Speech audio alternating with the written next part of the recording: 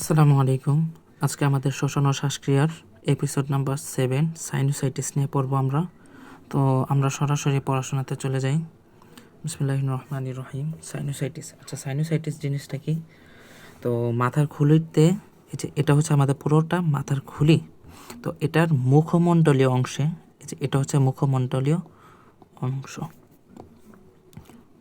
মুখমণ্ডলীয় অংশ। তো মুখমণ্ডলীয় অংশের নাসা গহ্বরের দুই পাশে অবস্থিত। এটা যদি নাসা গহ্বর হয় তো এর দুই পাশে অবস্থিত। এই যে এখানে, আরেকটা হচ্ছে এই জায়গায়, তাই না? দুই পাশে অবস্থিত বায়ুপূর্ণ চার জোড়া বিশেষ গহ্বর এই ওয়ার্ডটা মনে রাখি। এটাকে বলতেছি আমরা সাইনাস। গহ্বরটাকে আমরা বলতেছি সাইনাস। আর যে কোনো জিনিস মানে আইটিস মানে হচ্ছে প্রদাহ। আইটিস মানে প্রদাহ। আইটিস মানে হচ্ছে প্রদাহ। তো সাইনাসের প্রদাহ তাহলে কি হবে? সাইনোসাইটিস। বুঝতে পারছি আশা করি। তো কোনটার নাম কি কি? তো এটার একটু করি। তো দেখেন, এটা হচ্ছে স্বাভাবিক আর এটা হচ্ছে যখন নাকি সাইনোসাইটিস আছে। সাইনোসাইটিস থাকার পর কি অবস্থা হয় এটা দেখাচ্ছে এখানে। আচ্ছা, এখন সাইনাস হচ্ছে টোটাল চার প্রকার।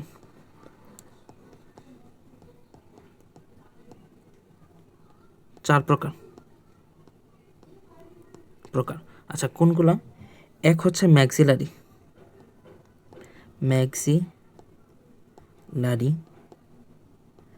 দুই হচ্ছে ফ্রন্টাল, তিন হচ্ছে অ্যাথময়েড, আর চার হচ্ছে স্ফেনয়েড।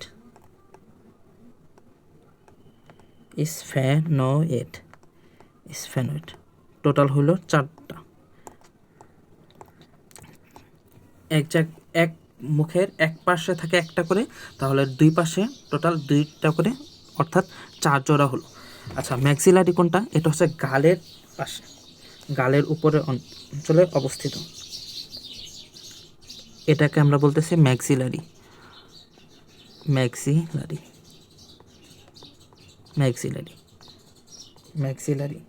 তো এটার যদি প্রদাহ হয় তখন গালে, দাঁতে, পরে মাথায় কি হয়? ব্যথা হয়। আচ্ছা, এটা হচ্ছে ম্যাক্সিলারি। আর ফ্রন্টাল তাহলে কোনটা? ফ্রন্টাল হচ্ছে চোখের উপরে অবস্থিত। এটা যদি চোখ হয় তাহলে এটার উপরে অবস্থিত। তো এটাকে আমরা বলতেছি হচ্ছে ফ্রন্টাল সাইনাস।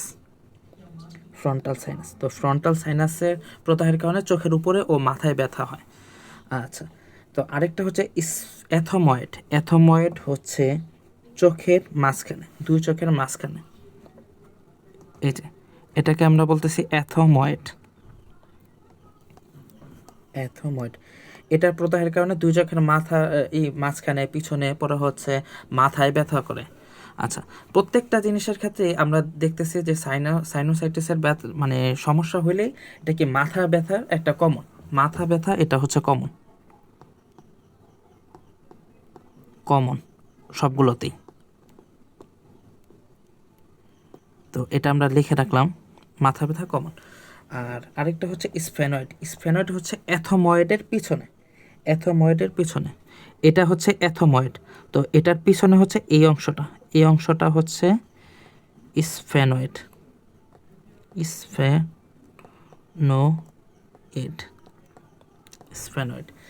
আচ্ছা, এটার কারণে চোখের পিছনে ও মাথার চূড়ায় ব্যথা হয় যদি এখানে সাইনোসাইটিসের প্রবলেমটা হয়। আচ্ছা, সাইনোসাইটিসের মানে জিনিসটা কি আরেকটু ভিজুয়ালাইজ করি, যে এটা ছিল এরকম বায়ু গহ্বরপূর্ণ, বায়ু দ্বারা পূর্ণ ছিল এই গহ্বরগুলো। কিন্তু যখন সাইনোসাইটিস হয় তখন সেগুলো তরল জমা হয়, বুঝছে? আর এর ফলে বিভিন্ন ব্যথা তৈরি হয়। তো যাই হোক, এটার বিভিন্ন কারণ হতে পারে, ভাইরাস, ব্যাকটেরিয়া, ছত্রাকের আক্রমণ, অ্যালার্জিজনিত ইত্যাদি কারণে হতে পারে। আচ্ছা, আরেকটা জিনিস হচ্ছে সাইনোসাইটিসের, এটা দুই ধরনের। সাইনোসাইটিস দুই প্রকার। এক হচ্ছে অ্যাকিউট, দুই হচ্ছে ক্রনিক। অ্যাকিউট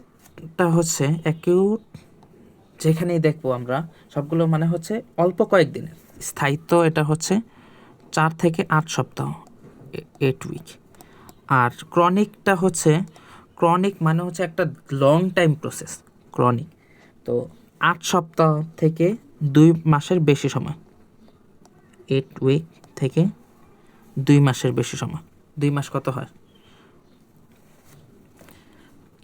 4 সপ্তাহে 1 মাস, তাহলে 8 সপ্তাহ, এর বেশি সময়। আচ্ছা, 8 উইকের বেশি, 8 উইক থেকে বেশি, এটা হচ্ছে ক্রনিক। তো এটার কারণ কি কি হতে পারে? আর ভাইরাসের কয়েকটা ভাইরাসের নাম আছে, এগুলো আমরা পড়বো। তবে একটা ভাইরাস, এটা ভালো করে মনে রাখবো, মেটানিউমো ভাইরাস।